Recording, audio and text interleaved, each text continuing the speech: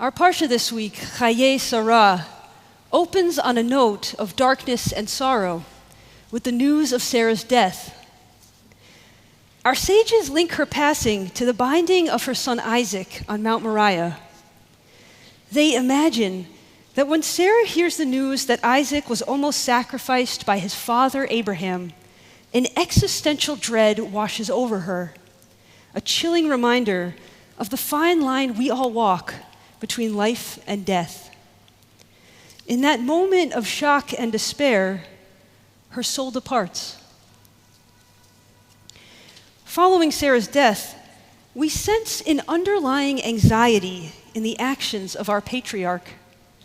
Concerned for his wife's and his own mortality, Abraham negotiates with the Hittites to purchase a piece of the land that was promised to him by God, on which to bury Sarah, himself, and the future generations of their family. Chaye Sarah closes with the news of Abraham's death and burial alongside Sarah, marking the end of an epic journey that set the story of our people into motion.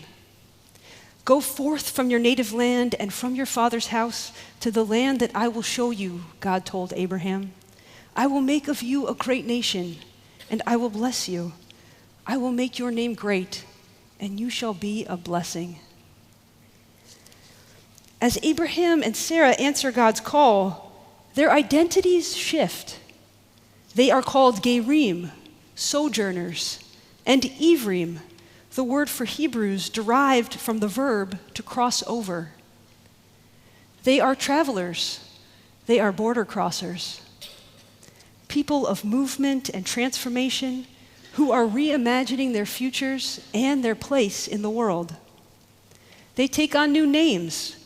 The added letter He, symbolizing the name of God, turns Abram to Abraham and Sarai to Sarah, adding sacred purpose to their journey.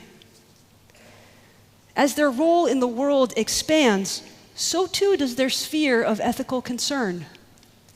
Abraham and Sarah become known for their hospitality, for inviting strangers into their tent and providing respite from the harsh desert around them. Answering God's call also comes with risks. As sojourners, without a tribe to care for them or land to call their own, they are subject to the violent whims of tyrants along their journey. The Torah later emphasizes that Israel's identity is grounded in Abraham and Sarah's experiences of alienation. Even when the Israelites settle in the promised land, the Torah instructs them to still think of themselves as Gerim. The land is mine, says God. You are but strangers resident with me. And forever after, we are instructed to give special care to the Gerim, the strangers in our midst. Because we are children of Sarah and Abraham, their story is our inheritance, our call to moral action. It awakens in us a keen awareness that chaos and safety are sometimes only a hair's breadth apart. Over the last few weeks, I have heard from parents in our congregation who are worried for the safety of their transgender children, and from anxious members of our LGBTQ community. They are scrambling to apply for federal IDs that match their gender identities and ordering copies of their marriage licenses and adoption paperwork. Many of you have also reached out to inquire about the safety of the families in our extended central community who are seeking asylum. One asylum seeker told me, if we lose our case and are sent back, we will surely die. Uncertainty, anxiety, and panic pervade the air we breathe. To be clear, I'm not arguing for open borders or talking about who can play on what sports team.